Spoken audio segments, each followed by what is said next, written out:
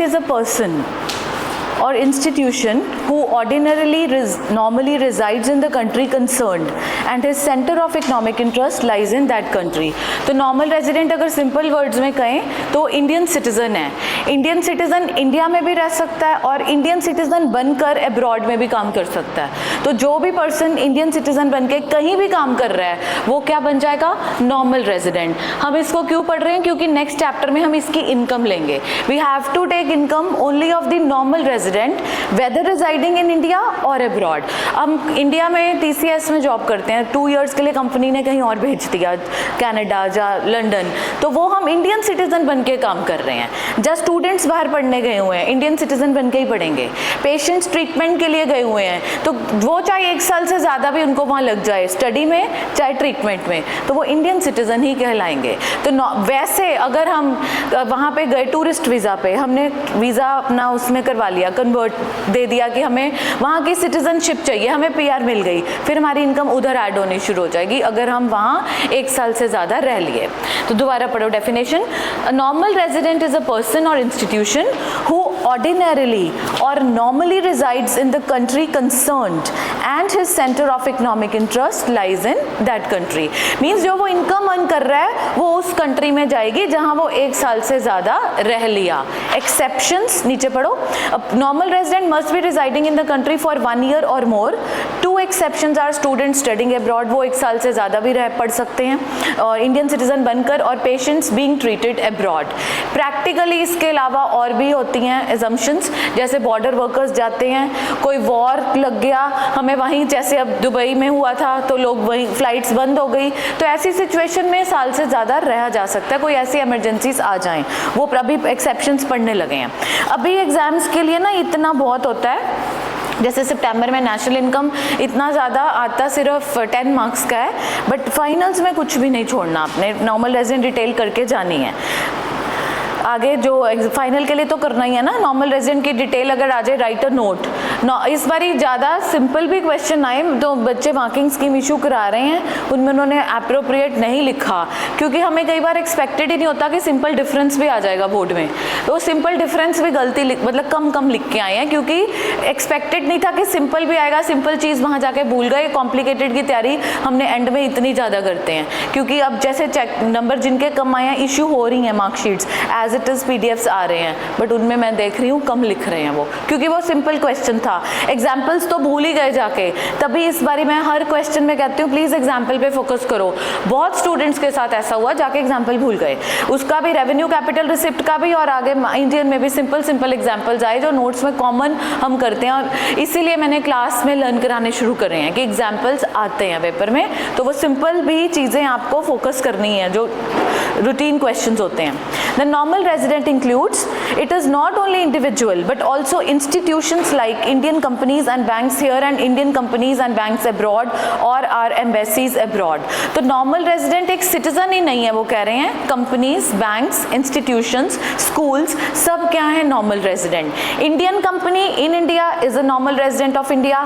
Indian company in abroad is also the normal resident of India. 3 बातें होगी. India का citizen यहाँ रह रहा है जब वहाँ इंडियन सिटीजन बन के काम कर रहा है. इंडियन बैंक यहाँ पे है लोकेटेड और इंडियन बैंक अब्रॉड में लोकेटेड है.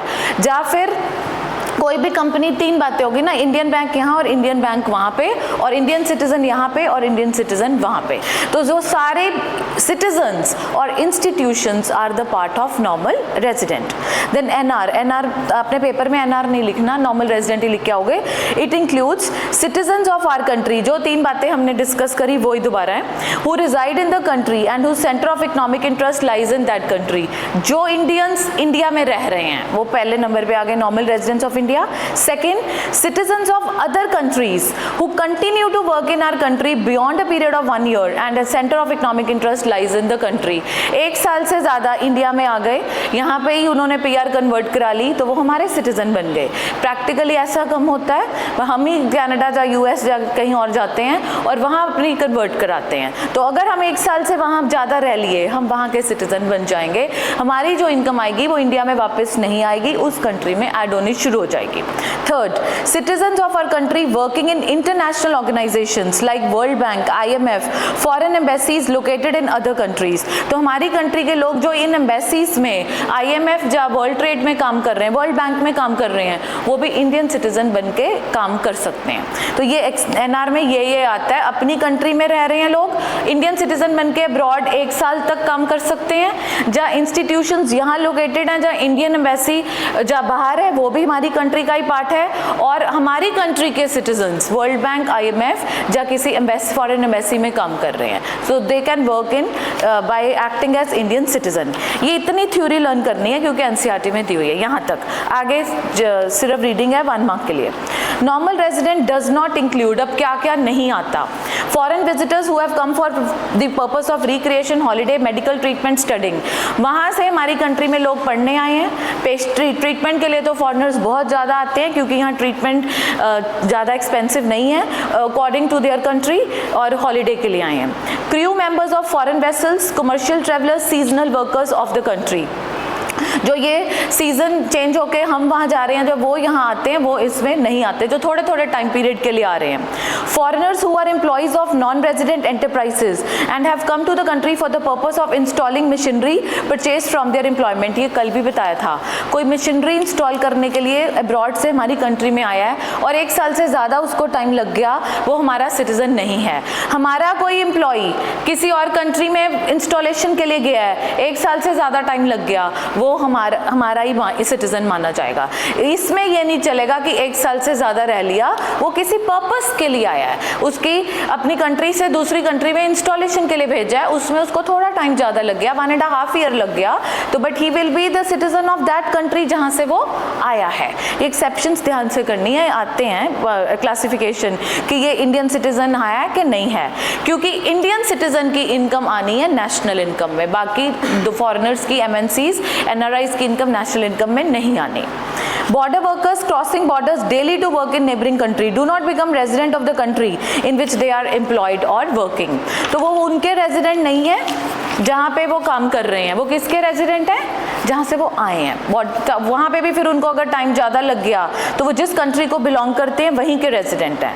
Then international institutions like WHO, world bank, for next page, foreign embassies, institutions like KFC, McDonald's are not are normal resident. ये सारी MNCs हमारा रेजिडेंट नहीं है।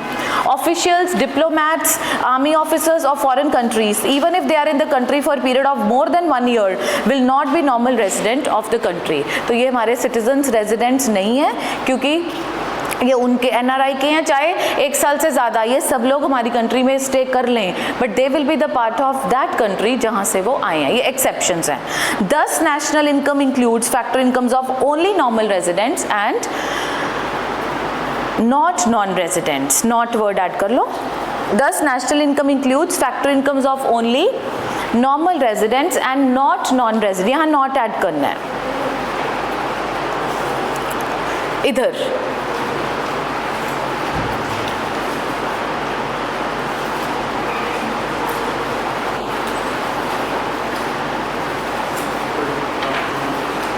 आ जाओ, इतनी लेट, ऐसे तो भी शुरू हुआ है। नॉट ऐड कर लिया, नहीं तो सेंस चेंज हो जाएगी। तो नेशनल इनकम में किसकी आती है income? Of only normal residents and not non residents means NRIs।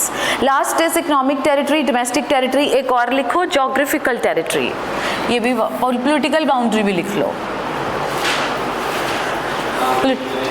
ये अगला क्वेश्चन डोमेस्टिक टेरिटरी के साथ ओब्लिक ओब्लिक करके, बाउंड्री और फ्रंटियर एक ही बात होती है।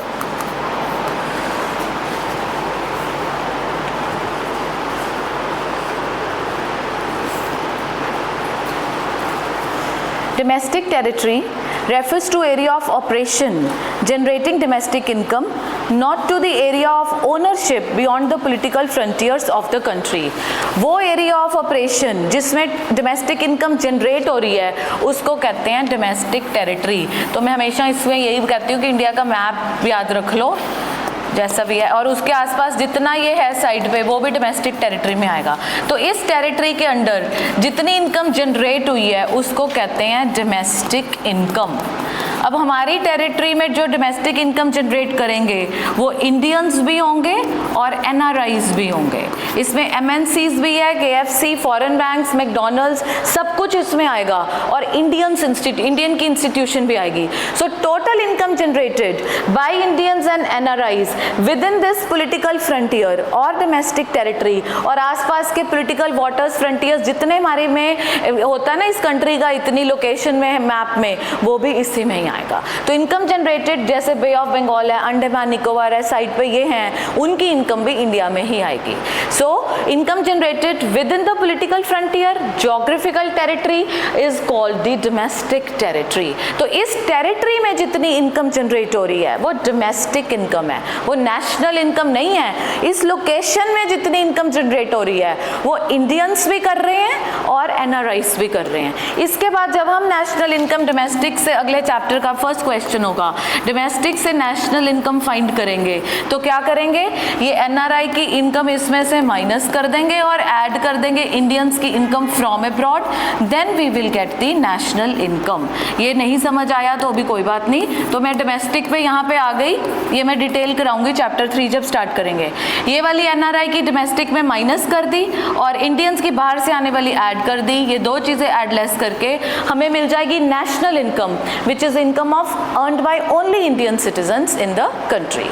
तो domestic means both Indian NRI. Domestic में एनआरआई की कर दी माइनस क्योंकि वो हमारे सिटीजन्स नहीं थे, बाहर से इंडियंस बन के जो काम कर रहे हैं उनकी कर दी ऐड, दो चीज़ें ऐड लेस करके हमें मिल जाएगी national income means income earned by only Indian citizens whether in India और अब्रॉड। तो ये अगला पार्ट है, बस वैसे ही क्लियर कर रही थी। अभी ये यहाँ पे आ जाओ वापस डोमेस्टिक टेरिटरी पे और economic territory. So domestic territory refers to area of operation, वो एरिया ऑफ ऑपरेशन ये सारा which generates domestic income not to the area of ownership beyond political frontiers of the country। वो ownership का area नहीं है beyond political frontier, हम क्या on कर रहे हैं वो नहीं आएगा डोमेस्टिक में, सिर्फ उस एरिया ऑफ ऑपरेशन में कितनी इनकम जनरेट हुई है, चाहे इंडियन ने करी है चाहे एनआरआई ने करी है।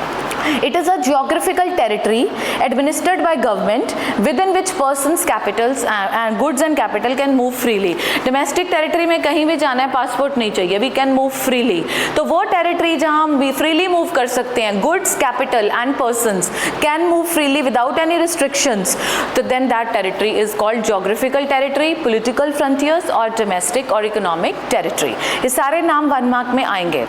It includes, अभी फिर से सितंबर के लिए 1 लाइन बहुत है बट फाइनल में ये तीनों पॉइंट्स करके जाना। It includes territory lying with in political frontiers including territorial waters, ये मैंने पहले ही बता दिया, ये टेरिटोरियल वाटर्स इसमें आएंगे। शिप्स एंड एयरक्राफ्ट्स, ये पॉइंट्स ध्यान से सुनना, ये बहुत यूज होने आगे। Operated by residents of the country across different parts of the world. जितनी शिप्स और एयरक्राफ्ट्स, इंडियन एयरक्राफ्ट है कहीं और अब्रॉड में है, वो किसका पार्ट माना जाएगा, वहाँ का क्या अपना अपना। तो Indian aircraft, Indian ship anywhere in abroad, चाहे 1 साल से ज़्यादा पड़ी रहेगी वहाँ पे, नहीं आ पाई किसी रीज़न से, पर वो हमारा ही पार्ट है। तो Indian ship, Indian aircraft anywhere in the world is part of our territory क्योंकि वो हमारा एयरक्राफ्ट है। Then fishing vessels, oil and natural gas rigs, floating platforms operated by residents of the country in international waters and engaged in extraction in areas in which the country has exclusive right of exploitation. तो ये fishing vessels, oil and natural gas rigs जो एक्सट्रैक्शन के लिए vessels चाहिए वो भी किसी और कंट्री में एक्सट्रैक्शन के लिए गए हुए हैं, पर वो किसका पार्ट है, हमारी टेरिटरी का। Then last very important, embassy, consulates होते हैं, ऑफिसेस, मिलिट्री जहाँ पे मीटिंग्स होती हैं, military establishments of the country located abroad. तो Indian embassy anywhere in the world is a part of our territory, ये बड़ी इंपॉर्टेंट एक्सेप्शन है। Foreign embassy in India is not our part but Indian embassy anywhere in Japan, Canada, USA, London वो हमारी territory का part है। इसी तरह Indian consulate, Indian military establishment, किसी भी कंट्री में इंडिया की एम्बेसी है पासपोर्ट ऑफिस, तो वो ऑफिस इंडिया का कहीं भी और है वो हमारा पार्ट है, ये एक एक्सेप्शन है। इसी तरह foreign embassy in India is not our part, it will belong to that country, वो जिसका ऑफिस है। कनाडा की एम्बेसी यहाँ है, वो कनाडा का पार्ट है। इंडियन एम्बेसी कनाडा में है, वो इंडिया का पार्ट है। इसको अंडरलाइन कर लो, ये आगे बहुत आना है, इसमें वो भी आता है कि ये नेशनल इनकम में आएगा कि नहीं आएगा। तो Indian embassy in Canada is a part of national income और नॉट? तो यस, इंडिया की एम्बेसी वहाँ पे है, हमारा पार्ट है, तो हमारी नेशनल इनकम में आएगा। उनकी एम्बेसी हमारा पार्ट नहीं है, तो उनकी इनकम हमारे में नहीं आएगी। ये आगे बहुत प्रैक्टिस करेंगे, वेरी इंपॉर्टेंट, लिख लो, very important. Then domestic income is a factor income generated within domestic territory by normal as well as non-resident. ये मैंने पहले ही बता दिया। Domestic income is a income generated within domestic territory by normal means Indian citizens and non-residents. तो एक territory में total income कितनी generate हुई है by Indians and NRIs is called domestic income. Last, define closed economy. Closed economy is an economy which has no economic relations with the rest of the world. जिसके कोई relations नहीं है, and it has three sectors: household, producer and government. It does not have any foreign sector. There is no foreign trade, import export closed economy में नहीं होती. And open, it is an economy which has economic relations with rest of the world. Open economy has four sectors: household, producing, government and foreign. And there is foreign trade in the open economy.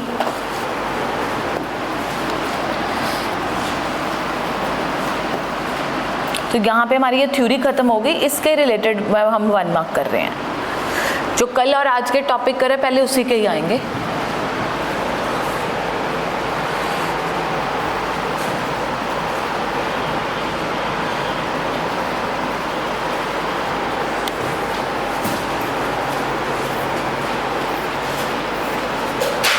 पहले flows का ही है topic यहाँ पे book में, क्योंकि ये circular flow chapter ही लगे book में।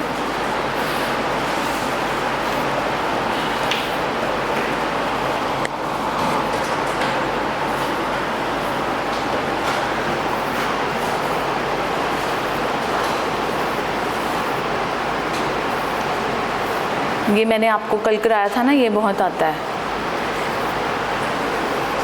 यहाँ से। मैं PDF रिवाइज करने के लिए ना अभी शेयर भी कर दूंगी कम्युनिटी में।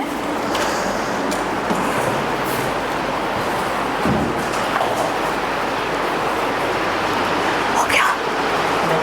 हाँ, क्यों? ये लो, फोन ले लेते हैं। हाँ, पेन ड्राइव ले लो उधर से। आप पेन ड्राइव में डालो। हाँ, वो इससे वायर कनेक्ट होएगी लैब प्रोजेक्टर की, वो उससे जैसे हम CUT में करते थे, सेम वही है। वहाँ पे करूँ वो ना चेंज करनी है रिकॉर्डिंग, और एक वीडियो भी बना लेना। सर पर अभी फ्री बैठे हैं, फिर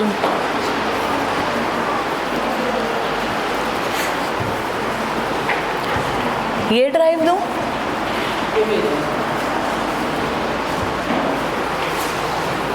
चेंज कर दो इसको 1 मार्क।